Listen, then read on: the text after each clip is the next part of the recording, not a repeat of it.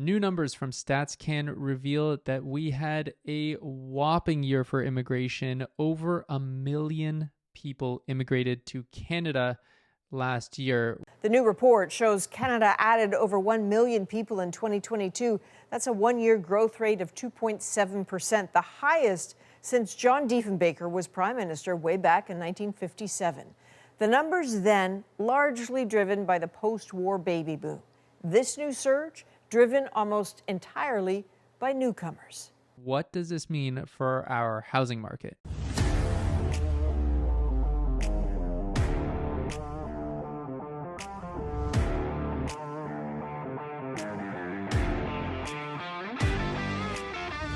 My name is Adam Nadler. I'm the owner of Vision Real Estate. Thanks so much for tuning in again. If you have any questions about real estate and want to chat about the market, feel free to use the link in the description below. That'll connect you to a calendar where you can book a quick time to chat with me at a time that is most convenient for you. Or feel free to just shoot me any question you have over to my email, which is adam@visionrealestate.ca, and I will get you a custom video response within 24 hours. If you enjoy this content and you get any value from it at all, I just kindly ask that you subscribe to the channel, join our community, and like this video so that this video can get pushed out to more people like yourself.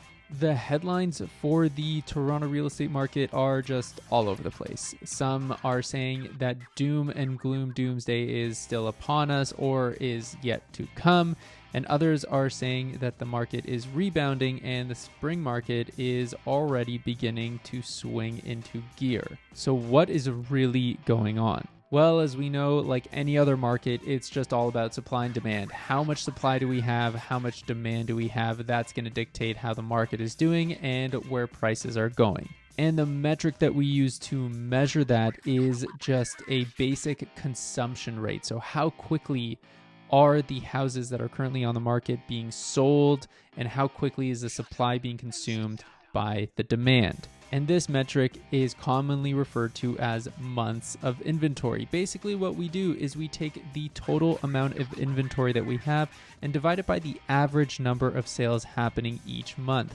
If that number is between 0 and 3, you're in a seller's market, and the closer to 0 it gets, the hotter the seller's market it is. If it's between 3 to 5, you're in a much more balanced market, and anything over 5 is a buyer's market. Now, since I am shooting this video on March 30th, we only have the numbers for February, and I actually really like that because even though they are delayed by a full month, it's going to be really interesting to see how those numbers change over the next week when we get the new numbers for March. And although some headlines may lead you to believe that we are in a buyer's market, that is not true. The months of inventory that we have for the entire Toronto Real Estate Board right now is 2.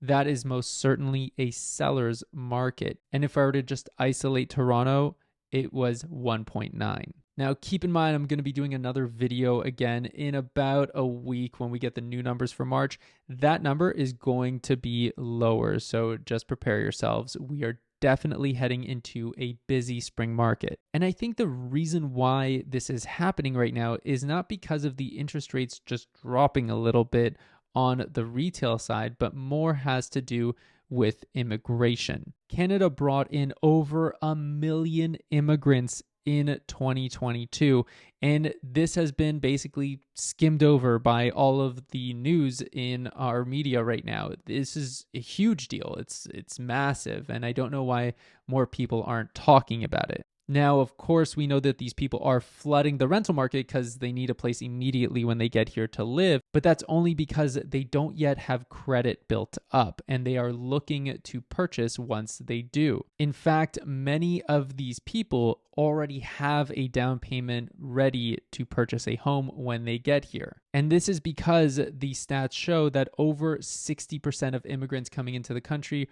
are coming in on economic programs, meaning they have money when they get here. Now, this is something that the Canadian government has been doing forever, which is leveraging immigration to prop up the dollar. And this is a very stark difference compared to our neighbors in the South, who have the majority of their immigration coming in through family. So yes, this is very big news because we build on average somewhere in the vicinity of 35 to 38,000 units per year in Toronto.